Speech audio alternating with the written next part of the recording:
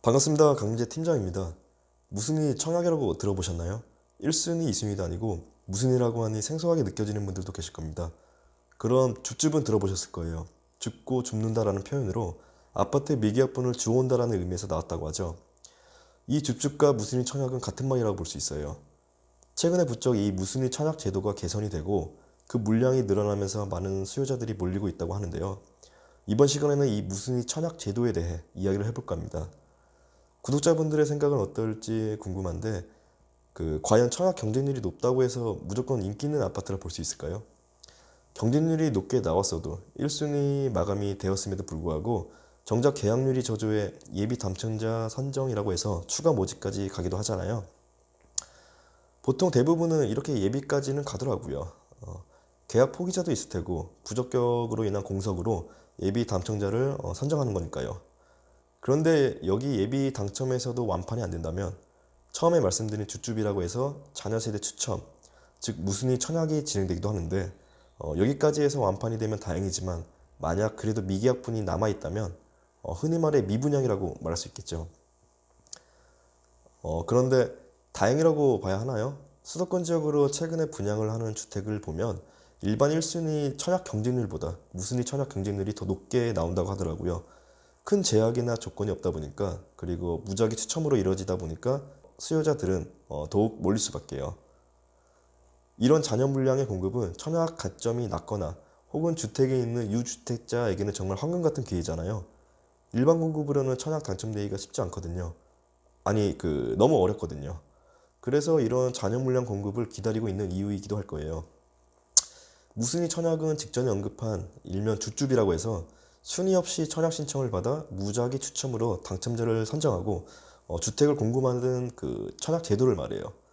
최소한의 조건만 만족하면 이 줍줍은 누구나 신청이 가능하다고 하는데 신청 자격 요건과 그 과정을 잠깐 살펴볼게요. 먼저 해당 청약 제도의 순서는 크게 두 가지로 나눠진다고 볼 수 있는데 사전 접수와 사후 접수가 있어요. 사전, 사후 조금 생소하죠. 쉽게 말해 일반 공급 이전에 무순위 청약을 접수하면 사전 접수, 그리고 반대로 일반 공급 이후에 무순위 청약을 접수하면 사후 접수라 보면 되겠어요. 우리가 잘 아는 접수는 보통 사후 접수가 되겠죠. 그럼 이 사후 접수부터 말씀드려 볼게요. 특별공급과 1순위 그리고 2순위 순으로 청약이 진행되는데 그 이후에 당첨자 발표가 진행되고 보름 정도의 검수 기간을 거쳐 정계약서 발행이 이어지는데 여기서 포기자와 부적격자가 발생하게 되면 그 공석인 자리를 채우기 위해 예비 당첨자를 받죠.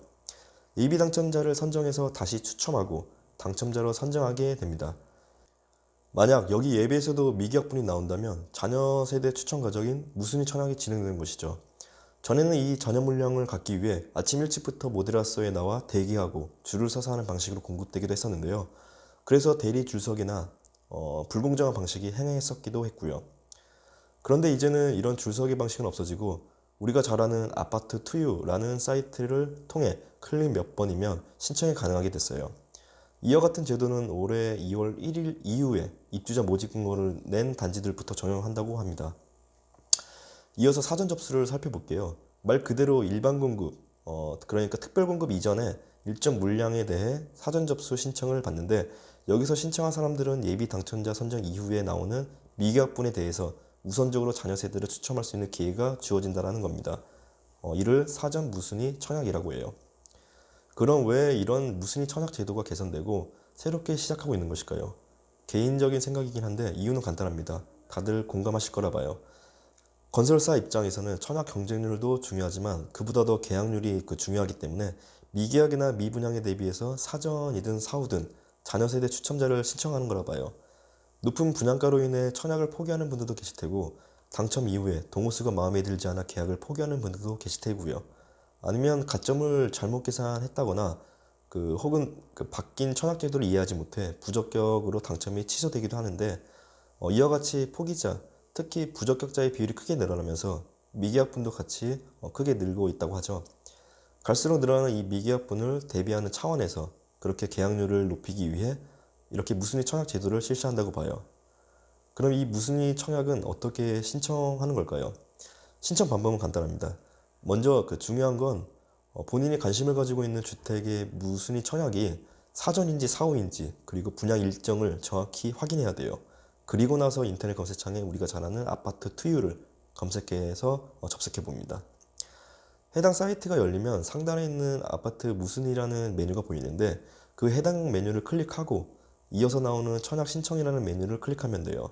그럼 이렇게 그 청약하고자 하는 주택과 주택형을 선택하라는 문구가 나오는데 만약 현재 시점에서 청약 가능한 주택이 없다면 이렇게 없다고 나오고 있으면 이렇게 청약 가능한 주택이 나옵니다.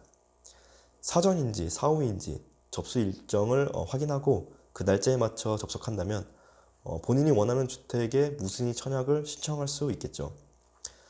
무순위 청약은 청약통장 가입 여부와 관계없이, 그러니까 청약통장이 없어도 만 19세 이상이면 주택 소유 여부와 상관없이 누구나 신청이 가능하다고 해요. 1주택이든 2주택이든 그 이상의 다주택자든 만 19세 이상의 그 성년자면 누구나 청약 신청이 가능하다고 합니다.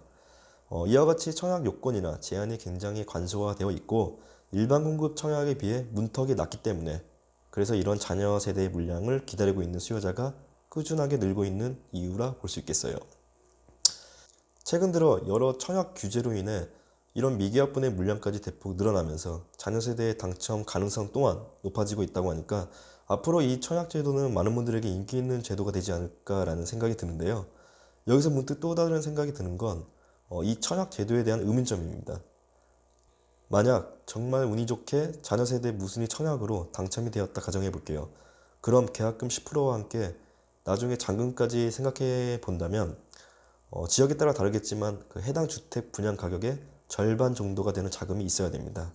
예를 들어 조정 대상 지역 내 그 사후 접수로 인한 주주부로 당첨이 되었다 하면 담보대출이 한 50% 전후가 나오는데 분양 가격이 5억 원인 아파트의 경우 분양계약서 발행 이후 잔금을 치르는 3년 이내까지는 절반인 2억 5천만 원이라는 자금이 있어야 된다는 거죠. 자금력이 있는 현금 부자들이라면 뭐 걱정이 없죠. 그런데 이제 막 내 집 마련의 꿈을 이루려고 하는 분들이나 신혼집을 구하고 있는 분들에게는 바로 앞에 보이는 기회가 있어도 시도조차도 못하는 그림의 떡일 수밖에 없다는 겁니다. 정부에서는 투기 목적을 줄이고 무주택자들의 내 집 마련을 위해 청약 제도를 계속 강화하고 있다고 하지만 높은 분양가를 감당하지 못하고 계약을 포기하는 분들이 꽤 있다고 하니, 아니 시도조차도 못하고 있다고 하니까 결국 자금력이 있는 다주택자 현금 부자들에게만 기회가 주어지는 건 아닌지 조심스럽게 한마디 더 해봅니다. 뭐 이런다고 달라지겠어요? 그냥 안타까울 뿐인 거죠. 지금까지 부동산 플랜 강제 팀장이었고요. 저희 부동산 플랜에서 운영하고 있는 네이버 카페도 있으니 한번 오셔서 다양한 정보들을 공유해 보셨으면 합니다. 그리고 혹시 구독 안 하신 분들은 구독과 좋아요 그리고 알람 설정도 부탁드리겠고요. 끝까지 시청해 주셔서 감사드리며 다음 시간에는 더 알찬 소식들로 찾아뵙겠습니다. 감사합니다.